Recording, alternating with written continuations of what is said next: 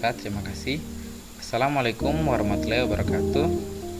Perkenalkan, nama saya Farid Rahman Lawade, NIM E1E1 20028. Kali ini saya akan mengerjakan Meet sistem operasi yang diberikan oleh Pak dosen, yaitu membuat video presentasi yang tentang 2 materi yang kita pelajari selama ini. Nah, tanpa basa-basi lagi, saya akan mulai. Konsep dasar sistem operasi. Komponen sistem operasi. Komponen sistem operasi. Sebuah sistem operasi dapat dibagi menjadi beberapa komponen. Secara umum, para pakar sepakat bahwa terdapat kurangnya 4 komponen manajemen utama, yaitu manajemen proses, manajemen memori, manajemen sistem berkas, dan manajemen masukan atau keluaran. Selain keempat komponen di atas, Avi Silberschatz dan kawan-kawan menambahkan beberapa komponen seperti manajemen penyimpanan sekunder, manajemen sistem proteksi, dan manajemen jaringan dan command interpreter system. Manajemen sistem proses. Manajemen sistem proses adalah sebuah program yang sedang dieksekusi. Sebuah proses membutuhkan beberapa sumber daya untuk menyelesaikan tugasnya. Alokasi sumber daya tersebut dikelola oleh sistem proses. Umpamanya CPU, memori, dan berkas-berkas dan perangkat-perangkat sistem. Ketika proses tersebut berhenti dijalankan, sistem proses akan menjalankan kembali semua sumber daya mendapatkan kembali semua sumber daya yang bisa digunakan kembali. Sistem proses bertanggung jawab atas aktivitas yang berkaitan dengan manajemen proses, seperti membuat dan menghapus proses penggunaan dan sistem proses, menunda atau melanjutkan proses, menyediakan mekanisme untuk sinkronisasi proses, menyediakan mekanisme untuk komunikasi proses, dan menyediakan mekanisme untuk penanganan. 2. Manajemen memori utama. Manajemen memori utama atau lebih dikenal dengan memori adalah sebuah array yang besar dari word atau byte yang ukurannya mencapai ratusan, ribuan, atau bahkan jutaan. Setiap word atau byte mempunyai instruksi atau data yang akses datanya digunakan oleh CPU dan perangkat masukan atau keluaran. Memori utama termasuk tempat penyimpanan data yang bersifat volatile, tidak permanen, yaitu data yang akan hilang kalau komputer dimatikan. Sistem operasi bertanggung jawab atas aktivitas yang berkaitan dengan manajemen memori, seperti menjaga terdaftar memori yang sedang digunakan dan siapa yang menggunakannya, memilih program yang akan di-load ke memori.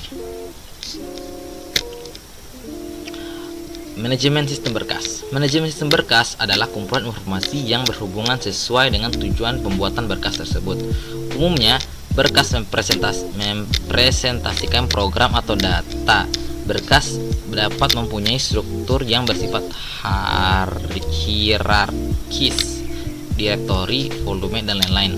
Sistem operasi mengimplementasikan konsep abstrak dari berkas dengan mengatur media penyimpanan massa, misalnya tapes, tabs, dan disk. Sistem operasi bertanggung jawab dalam aktivitas yang berhubungan dengan manajemen berkas, yaitu pembuatan dan penghapusan berkas, pembuatan dan penghapusan direktori, mendukung memanipulasi berkas dan direktori, memetakan berkas ke secondary storage, membackup berkas ke media penyimpanan dan yang permanen, non-volunteer. Manajemen sistem masukan dan keluaran. Manajemen sistem ini sering disebut dengan device manager, menyediakan device driver yang umum sehingga operasi masukan atau keluaran dapat seragam, membuka, membaca, menulis, menutup. Contoh pengguna menggunakan sistem operasi yang sama untuk membaca berkas pada perangkat keras, CD-ROM atau dan floppy disk. Komponen sistem operasi untuk sistem masukan atau keluaran yaitu penyangga, menampung sementara data dari atau ke perangkat masukan atau keluaran. Spooling, melakukan penjadwalan pemakaian masukan atau keluaran sistem supaya lebih efisien, antrian, sebagainya. Menyediakan driver untuk dapat melakukan operasi rinci untuk perangkat keras masukan atau keluaran tersebut. 5. Manajemen penyimpanan sekunder. Data yang disimpan dalam memori utama bersifat sementara dan jumlahnya sangat kecil. Oleh karena itu, untuk menyimpan keseluruhan data dan program komputer dibutuhkan penyimpanan sekunder yang bersifat permanen dan mampu menampung banyak data sebagai backup dari memori utama. Contoh dari penyimpanan sekunder adalah hard disk, disket, dan lain-lain. Sistem operasi ini bertanggung jawab atas aktivitas yang berkaitan dengan manajemen disk, seperti free space management, alokasi penyimpanan, dan penjadwalan disk.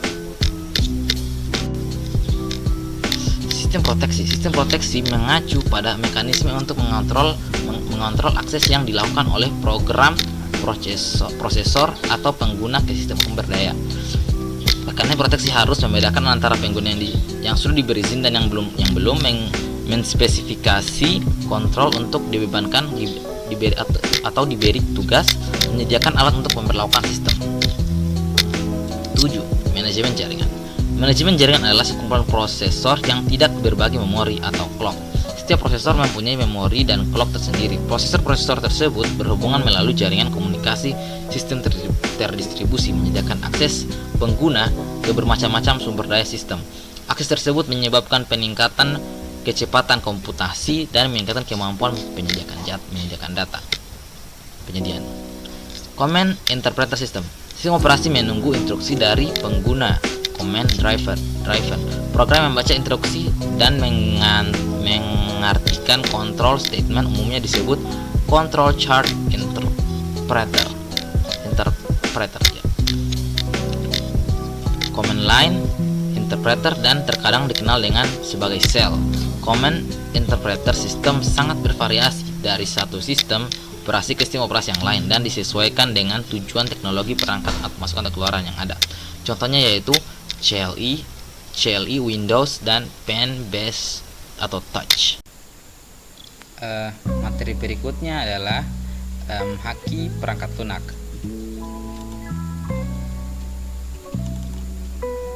Pembagian materi. Pengertian dan aneka ragam itu satu, pengertian aneka ragam haki perangkat lunak, komersialisasi perangkat lunak, dan ancaman tantangan haki. 1. Pengertian dan aneka ragam haki. Haki atau hak kekayaan intelektual atau yang biasa disebut dengan haki tadi adalah hak yang didapatkan dari hasil olah pikir manusia untuk dapat menghasilkan suatu produk, jasa, atau proses yang berguna untuk masyarakat. Jadi dapat disimpulkan bahwa haki adalah hak untuk menikmati secara ekonomis hasil dari suatu kreativitas intelektual, objek yang diatur dalam kekayaan intelektual berupa karya yang dihasilkan oleh kemampuan intelektual manusia.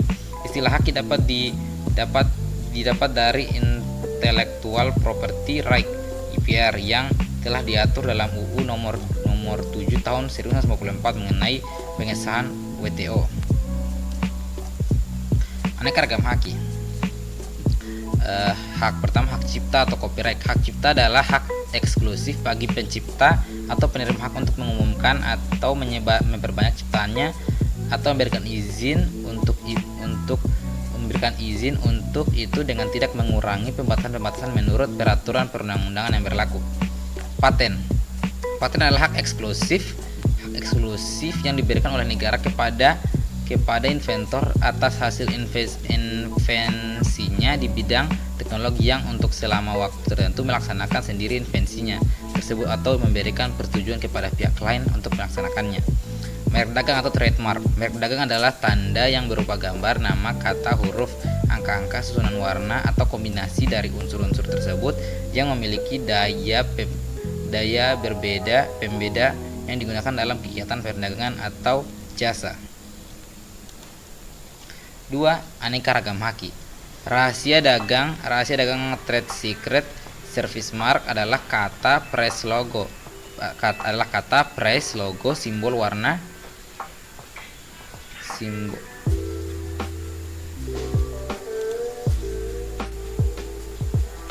berikutnya adalah rahasia dagang atau trade secret. Rahasia dagang adalah informasi yang diketahui oleh umum di bidang teknologi atau bisnis, mempunyai nilai ekonomi karena berguna dalam kegiatan usaha dan dijaga kerahasiaannya oleh pemilik rahasia dagang. Service mark adalah kata, price, logo, simbol atau warna, suara, bau yang digunakan oleh sebuah bisnis untuk mengidentifikasikan sebuah layanan dan membedakannya dari kompetitornya. Pada praktiknya, perlindungan hukum untuk merek dagang, sedang service mark untuk identitasnya. Contoh, perangan menyelesaikan masalah tanpa masalah. Desain industri. Desain industri adalah suatu kreasi tentang bentuk, konfigurasi atau komposisi garis atau warna atau gabungan daripadanya yang berbentuk 3 dimensi atau 2 dimensi yang memberikan kesan estetis dan dapat diwujudkan dalam pola 3 dimensi atau 2 dimensi serta dapat dipakai untuk menghasilkan suatu produk, barang, komoditas, industri atau kerajinan tangan. Desain tata letak sirkuit terpadu.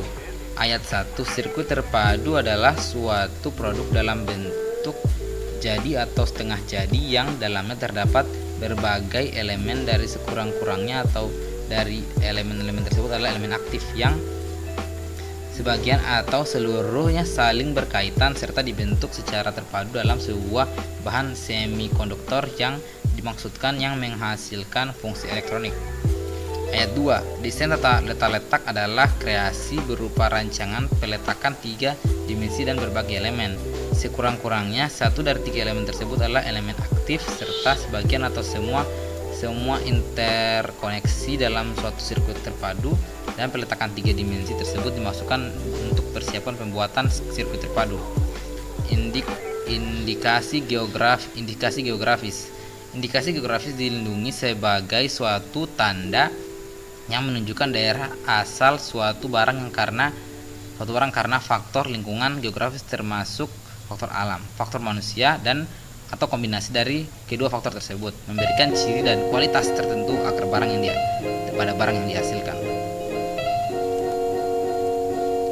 2. Hak perangkat lunak. Perangkat lunak berpemilik. Perangkat lunak berpemilik properti ialah perangkat lunak yang tidak bebas ataupun semi bebas. Seorang dapat dilarang atau harus meminta izin untuk dikenakan pembatasan lainnya, sehingga menyulitkan jika menggunakan, mengedarkan atau memodifikasinya. Perangkat lunak komersial. Perangkat lunak komersial adalah perangkat lunak yang dikembangkan oleh kalangan bisnis untuk memperoleh keuntungan dari penggunanya. Komersial dan kepemilikan adalah dua hal yang berbeda. Kebanyakan perangkat lunak komersial adalah berpemilik, tapi ada perangkat lunak bebas komersial dan ada perangkat lunak tidak bebas dan tidak komersial. Sebaiknya istilah ini tidak digunakan. Public domain. Perangkat lunak public domain ialah perangkat lunak yang tanpa hak cipta. Hak cipta ini merupakan kasus khusus dari perangkat lunak bebas non-copyleft, yang berarti bahwa beberapa salinan atau versi yang telah dimodifikasi bisa jadi tidak bebas sama sekali. Terkadang ada menggunakan istilah public domain secara bebas, yang berarti cuma-cuma atau tersedia secara gratis. Namun public domain merupakan istilah hukum yang artinya tidak memiliki hak cipta. Untuk jelasnya, saya menganjurkan untuk menggunakan istilah public domain dalam arti tersebut serta menggunakan istilah lain mengartikan pengertian lain-lain. Sebuah karya adalah karya public domain jika memiliki hak ciptanya menghendaki demikian. Selain itu, jika hak cipta memiliki waktu kadaluarsa, sebagai contoh lagu-lagu klasik sebagian besar adalah cipta public domain karena sudah melewati jangka waktu kadaluarsa hak cipta. Berikutnya itu perangkat lunak semi bebas adalah perangkat lunak yang tidak bebas tapi mengizinkan setiap orang untuk menggunakannya, menyalin, mendistribusikan, dan memodifikasi, termasuk distribusi dari versi yang telah dimodifikasi untuk tujuan tertentu, umpama seperti niru laba.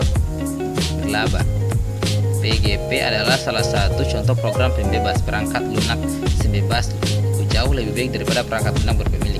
Namun masih ada masalah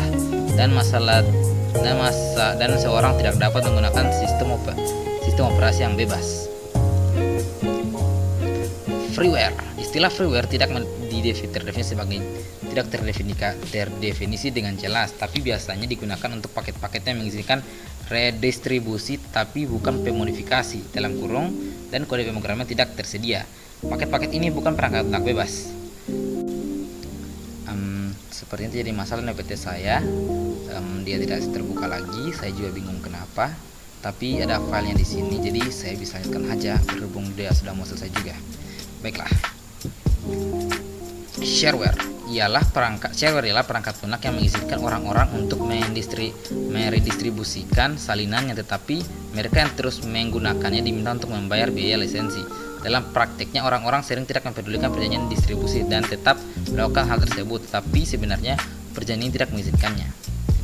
Perangkat lunak bebas. Perangkat lunak bebas ialah perangkat lunak yang mengizinkan siapapun untuk menggunakan, menyalin atau mendistribusikan baik memodifikasi ataupun tidak secara gratis ataupun dengan biaya.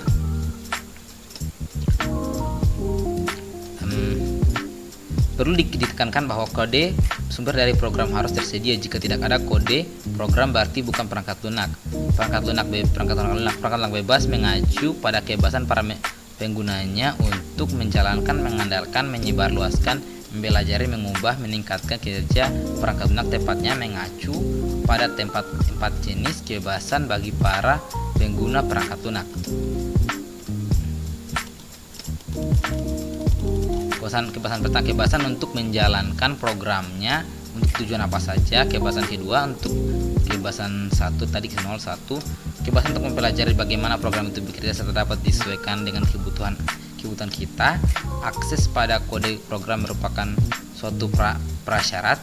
Kebebasan ketiga, kebebasan 2 untuk menyebarluaskan kembali hasil salin perangkat lunak tersebut sehingga dapat membantu sesama kita.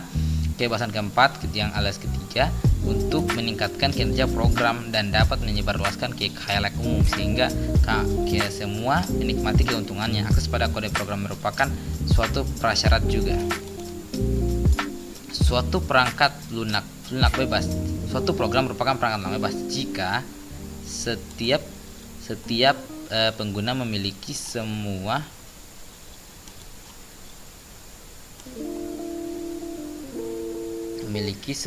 dari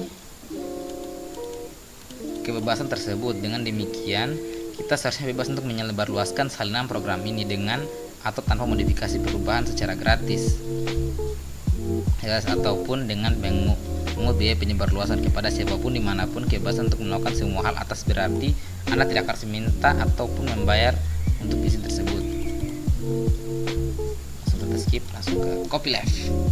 Perangkat lunak atau copyleft merupakan perangkat lunak bebas yang jika ketentuan mendistribusiannya tidak memperbolehkan untuk menambah pembatasan tambahan jika mendistribusikan atau memodifikasi perangkat tersebut.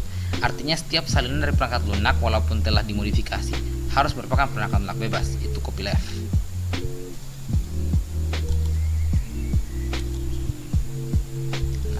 Berikutnya adalah perangkat lunak kode terbuka.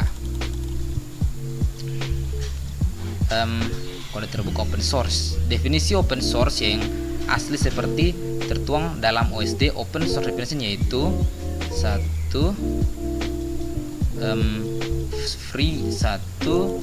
Free redistribution source code. The free redistribution source code define works integrity of the author source code. No discrimination against person of groups. No discrimination against field of N4. Distribution of license. License must not be specific to a product. License must not contaminate other software.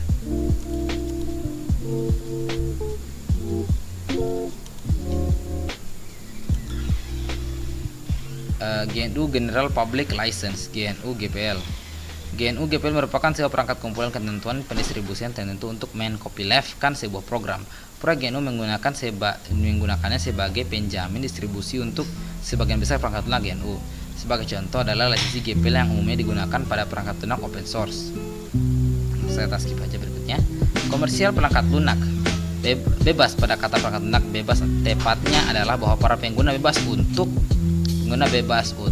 menjalankan suatu program, mengubah suatu program, mendistribusikan ulang suatu program dengan atau tanpa mengubahnya. Berhubung perangkat lunak bebas bukan perihal harga yang murah jika tidak menjadikannya menjadi lebih bebas atau tidak mendekati bebas jika Anda mendistribusikan ulang salinan dari perangkat lunak bebas. Kita juga dapat menarik biaya dari mendapat uang mendistribusikan ulang perangkat lunak bebas. Merupakan kegiatan yang baik dan sah jika kita melakukannya kita melakukannya kita menarik keuntungan juga. Ini ada beberapa modelnya, tapi saya skip saja karena untuk beberapa laptop saya sudah hanging. Ancaman dan tantangan dari perangkat lunak itu sendiri. Perangkat keras rahasia. Para pembuat perangkat keras cenderung menjaga kerahasiaan spesifikasi perangkat mereka. Ini menyulitkan penulis driver bebas agar Linux dan X86 dapat mendukung perangkat keras baru tersebut. Walaupun kita telah memiliki sistem bebas yang lengkap dewasa ini, namun mungkin saja tidak di masa mendatang. Di komputer semakin berkembang. Pustaka tidak bebas. Pustaka tidak bebas yang berjalan pada perangkat lunak bebas dapat menjadi perangkap bagi perkembangan perangkat lunak bebas. Fitur menarik pustaka tersebut merupakan umpan jika kita menggunakannya, kita akan terperangkap karena program tidak akan menjadi bagian yang bermanfaat bagi sistem operasi bebas. Jadi kita memasukkan program kita, namun kita tidak akan berjalan jika pustakanya tidak ada. Lebih parah lagi jika program tersebut menjadi terkenal, tentunya akan menjebak lebih banyak lagi para pemrograman.